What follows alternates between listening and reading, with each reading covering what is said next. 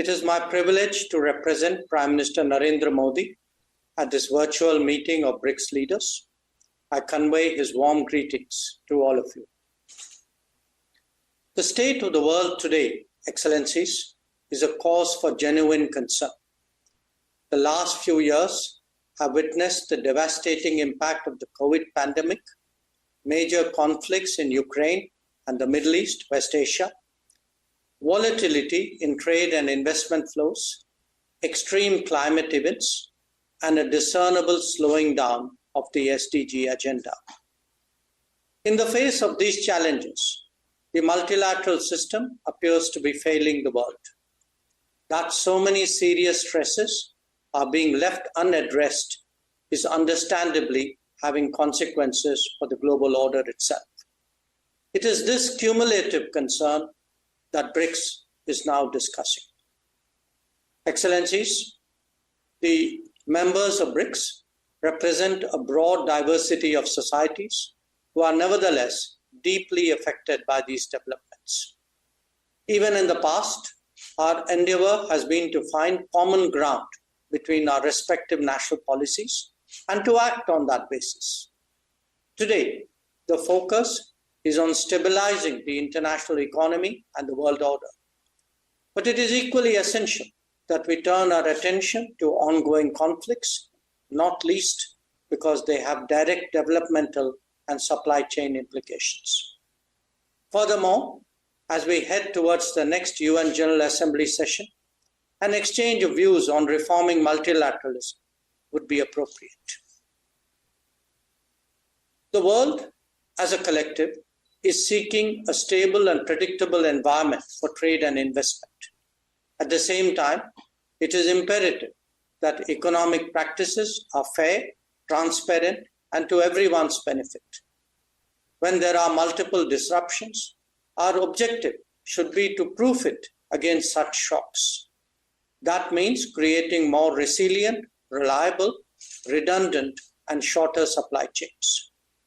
Not just that, it is also essential that we democratize manufacturing and production and encourage their growth in different geographies.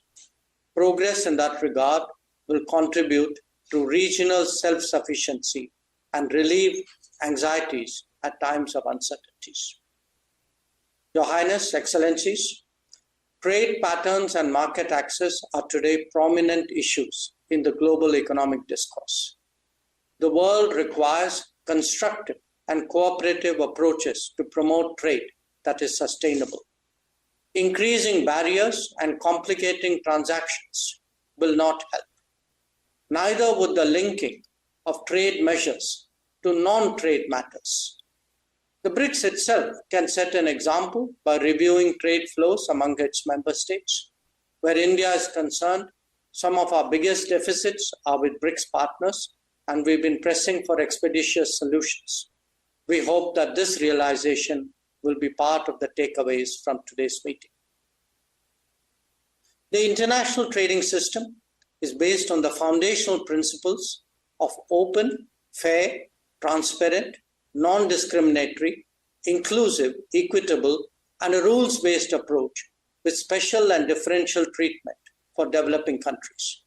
India strongly believes that this should be protected and nurtured. Excellencies, the world today also seeks an urgent resolution of ongoing conflicts.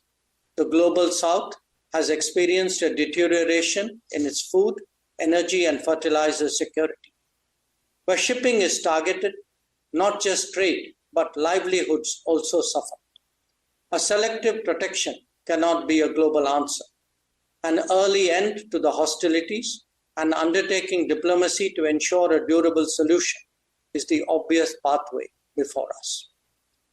The working of international organizations in the last few years has witnessed major shortfalls in many areas. On key issues, we have unfortunately seen that gridlocks have undermined the search for common ground. These experiences have only made the case for reformed multilateralism generally, and that of the United Nations and its Security Council specifically, more urgent. The BRICS have taken a positive view of this need for reform, and we expect that it would collectively become a strong voice for much awaited change. Excellencies, even as the world grapples with policy changes, we must not lose sight of bigger concerns, especially climate change. Sadly, both climate action and climate justice are currently slipping in global priorities. We need new thinking and initiatives as well. I commend the International Solar Alliance, the Coalition for Disaster Resilient Infrastructure, and the Global Biofuels Alliance for your consideration. In conclusion, let me again thank President Lula da Silva for convening us today and for the opportunity to present India's views and positions. I thank you.